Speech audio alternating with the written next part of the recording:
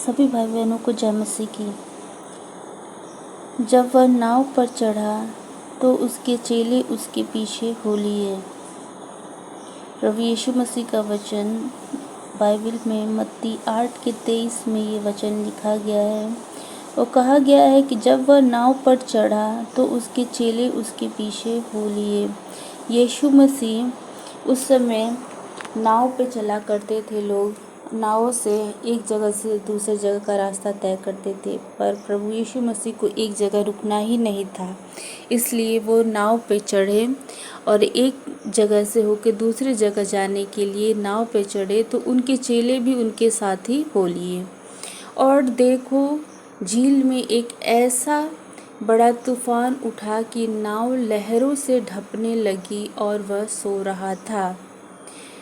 जब झील में लहरें उठी और ऐसा तूफान उठा कि नाव लहरों से ढपने लगा। नाव जैसे ही नदी के अंदर नाव चली और नाव चलने के साथ तूफान उठ गया और इतना बड़ा तूफान और आंधी तूफान आया कि नाव नदी में हिचकोले मारने लगी, लहरों से डूबने लगी, लहरों से ढपने लगी और पानी नाव में भरने लगा और यीशु मसीह नाव के भीतर सो रहे थे। ऐसा जब चेलों ने देखा तो उनके मन के अंदर बहुत से विचार होने लगे कि अब हमारा क्या होगा, हम तो नदी में डूब जाएंगे, हम तो नदी में डूब के मर जाएंगे, अब हमारा क्या होगा। तब उन्होंने पास आकर उसे जगाया और कहा, हे प्रभु हमें बचा, हम नाश हुए जाते हैं।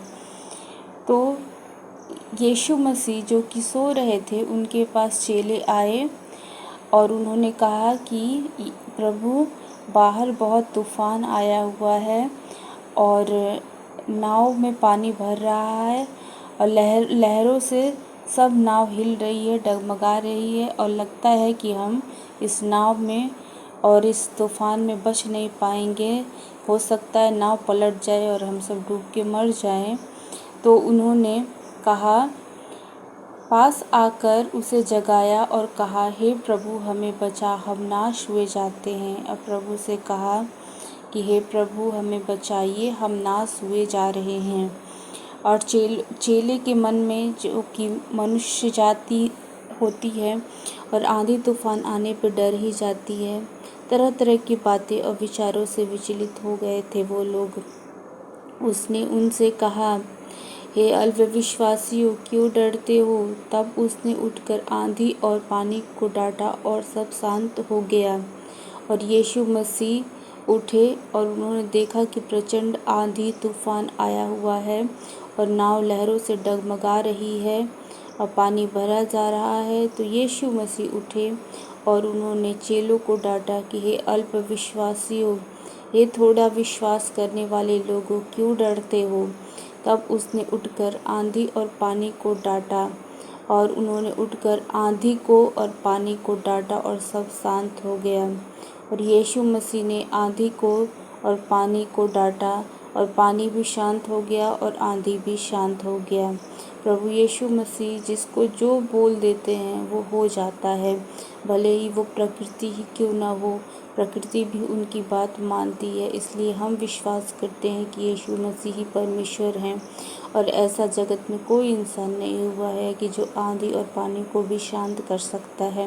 इसलिए यीशु मसीह ही परमेश्वर है, उन पर विश्वास करें। जब हम बाहर निकलते हैं और आंधी और तूफान में गिर जाते हैं, उस समय भी हमें ये विश्वास रखना चाहिए कि वो परमेश्वर उस दिन आंधी और पानी को शांत किए थे। हमारे जीवन के तूफान को भी शांत करेंगे। हम इसमें गिरेंगे तो मरेंगे नहीं बल्कि बच जाएंगे, ऐसा विश्वास रखना चाहिए।